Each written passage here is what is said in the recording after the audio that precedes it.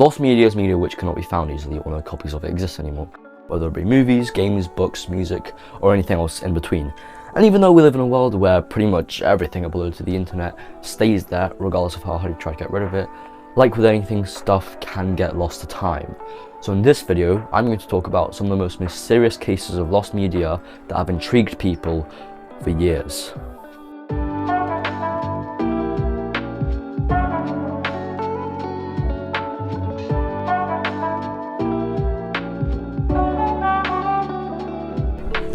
Right, so yeah, this mic isn't connected. You can probably guess that because I have a lapel.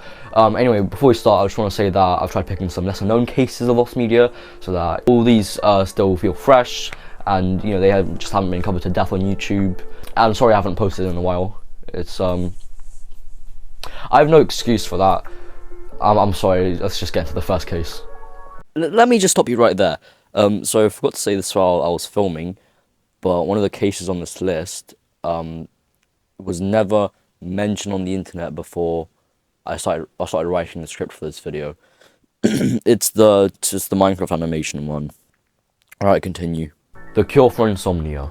Now, I'm not talking about the average Hitchcock film where he says shooting yourself in the head with a revolver is a cure for insomnia. Here is the handy applicator. Well, that method does come with a few side effects. No, The Cure For Insomnia is a movie released on the 31st of January 1987, directed by John Henry Timmis IV. It consists of artist Lee Groban reading off his 4,080-page poem of the same name, spliced with heavy metal and explicit material, if you get what I'm saying. And The Cure For Insomnia isn't just some ominous name for a porn film. It was actually meant to reprogram people's sleep-wake cycles and cure insomnia that way, which it definitely will, because did I mention that the movie's 87 hours or 3.5 days long? Even the Guinness World Records recognise it as the longest film ever made. And the reason that this movie is lost is because it was never released on DVD or anything like that, and it was only ever shown at the School of the Art Institute in Chicago, Illinois, running from January 31st to February 3rd, 1987. And no one's seen it since then, and all copies of it are believed to have been lost or destroyed. Half-Life 2, Free TVs. So Free TVs is the name given to a tech demo made by Valve simulating a street war in the upcoming game Half-Life 2 to show off the features of the brand new Source engine. It had gas-masked citizens rioting and Metro Cops trying to contain them. There were APCs and tanks in the streets, citizens throwing Molotovs at them, others looting stores and running out with TVs shouting, "Free TVs!" Hence the name Free TVs. It was privately shown off at SIGGRAPH in 2001, which is probably why only this screenshot of it exists and there's no video footage of it. But there are a few maps from the 2003 leak which look very similar to the one we see in the screenshot, with the file names city_test03 and city_test09, seeming to have the same sort of corridor we can see in the screenshot, and Alex standing off to the side as a placeholder for what I'm assuming was going to be the citizens. Someone even managed to partially reconstruct the level, which is what I've been using as B-roll, so go check that out if you're interested, and maybe download the mod. Link in description. McDonald's eCDP. This entry is referring to a Nintendo DSi game called the Iku Development Program, which was used to train McDonald's employees in Japan. Now this entry is a whole story, so get ready. It was released sometime in 2010 and reportedly used in 80% of the locations in Japan, according to a Bloomberg report in which the anchor calls the DSi the... And was it the NSDS or something like that? The DS. Nice one. This report remained the only video footage we had of it for 6 years until the French guy with the username CodyTron posted a video onto YouTube on the 9th of September 2018 showing the game's main menu, which he couldn't get past because it required a 6-digit code, which he didn't know. Plus, he couldn't understand anything because it was all in Japanese for obvious reasons. He bought the cartridge on Yahoo Auctions Japan, along with the DSi that the game was shipped to McDonald's locations with. So for some reason the seller sent him the DSi and the cartridge, but not the code to actually get into the game. Why?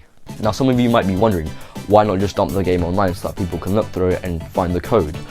Well, someone asked him to do that, and he replied with, that's illegal. And the reason he says that is because he has like some kind of like partnership with Nintendo, so if he did that, he would get into trouble because you know how Nintendo is with emulation and all that. So there we were, stuck on the title screen of this McDonald's Japanese training game with no way to get in.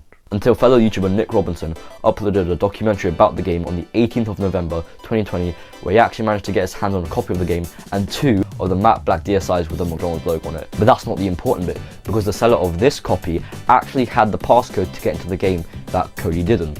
So we got on modded 3DS to capture the footage, played through the entire game with a translator because you know it's in Japanese, and dumped the game online for anyone to play. Alright, so remember how Nintendo is about emulation and all that? Well, I got the game running on my 3DS. I know the rubber thing's broken off sharp about it, and yeah, you can see yourself. Oh, it's all pink now. You can see yourselves in it. Yeah, I'm using my phone to record all this. Work with what you got, man. Yeah. Anyway, I have to like run a Python script to like disable parental controls on this because they, you know, you need homebrew to like install this. Anyway, unrelated, but yeah. Next case. Making friends. Minecraft animation. Right. So literally, as I was writing the script for this this next section, I made a post about this on r/tip of my tongue, and Brett W left a comment almost like immediately with like the link to this. So shout outs to him, but also how. But I don't want to cut this entry out because it's just too good to cut out. So enjoy. And I've left this part of the script pretty much unchanged from before this was found while I was writing it. So it's about a guy forced to make friends in Minecraft, and it goes terribly, because why wouldn't it? So it starts off with the camera bursting into the room, and there's a guy in a blue and white striped shirt on his laptop. The person behind the camera says, "Hey, you look like you don't have any friends." The blue shirt guy says that he's messaging them right now, so he's forced to make friends.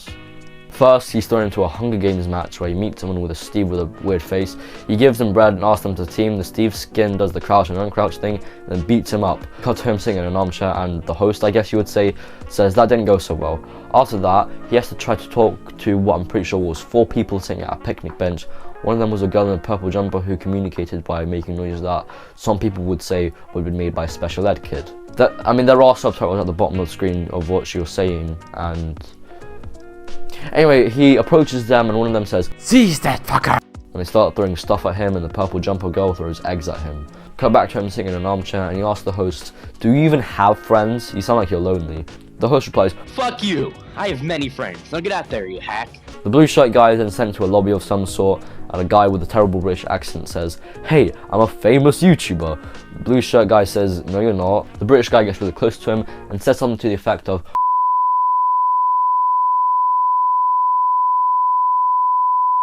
and then a bunch of people start appearing and start saying hi and all that, and some guy says, "Escape."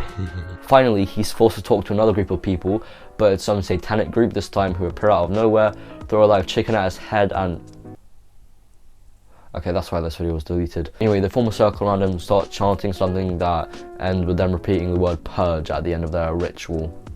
And that's that for this entry. So that's it for this video. You know, I hope you enjoyed.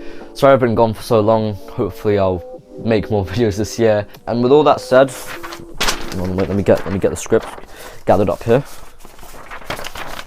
Give me a sec. And with all that said, thanks for watching.